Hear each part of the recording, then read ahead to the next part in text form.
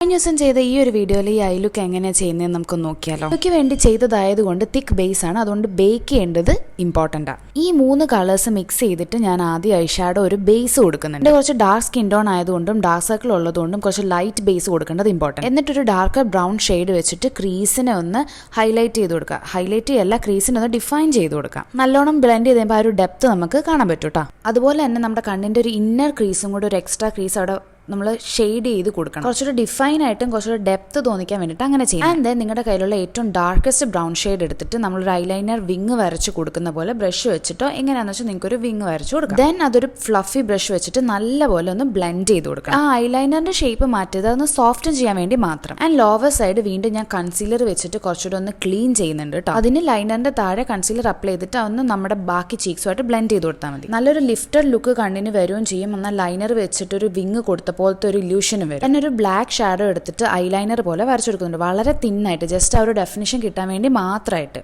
ഞാൻ false lashes വെച്ച് കൊടുക്കുന്നുണ്ട്. നിങ്ങൾക്ക് അത്യാവശ്യം ലാഷ് ഉണ്ടെങ്കിൽ ജസ്റ്റ് മസ്കാര ഇട്ടാൽ മതിയേ. ഞാൻ പൗഡർ എല്ലാം ഇപ്പൊ ബ്ലെൻഡ് ചെയ്തു. അണ്ടർഐയുടെയും ബ്ലെൻഡ് ചെയ്തിട്ടുണ്ട്. കണ്ണിന്റെ താഴെയും അതുപോലെ തന്നെ ഒരു ബ്രൗൺ ഷെയ്ഡ് വെച്ചിട്ട് ഞാൻ വരച്ചു കൊടുക്കുന്നുണ്ട്. എൻ്റെ കയ്യിൽ ഒരു ബ്രൗൺ ഐലൈനർ ഇല്ല. നിങ്ങൾക്ക് ഐലൈനർ ഉണ്ടെങ്കിൽ, ഐലൈനർ സ്കാജൽ ഉണ്ടെങ്കിൽ അത് മതി. എന്നിട്ട് അത് വെച്ച് വരച്ചിട്ട് ബ്ലെൻഡ് ചെയ്ത് കൊടുത്താൽ മതി. ഈ ഒരു ഐ ലുക്കിന് സട്ടിൽ ആയിട്ടുള്ള ലിപ് ഷെയ്ഡ് ആയിരിക്കും എപ്പോഴും നല്ലത്. അപ്പം ഞാനൊരു കൂൾ ബ്രൗൺ ടോൺ ലിപ് ലൈനറാണ് എടുത്തിട്ടുള്ളത്. നിങ്ങളുടെ കയ്യിലുള്ള ലിപ് ലൈനർ എടുക്കാം. ബ്രൗൺ കളർ ആയിരിക്കണം എന്നേ ഉള്ളൂ, which is quite matching for this I look. ഇത് സ്വിസ് ബ്യൂട്ടിയുടെ ഒരു ലിപ്സ്റ്റിക് ആണ് കേട്ടോ. ഭയങ്കര ലൈറ്റ് ഷെയ്ഡാണ്, നോർമലി ഇടാൻ പറ്റത്തില്ല. പക്ഷേ ഈ ഒരു ലുക്കിന് ഇങ്ങനെയൊക്കെ ഇടാനായിട്ട് നല്ല രസമാണ്.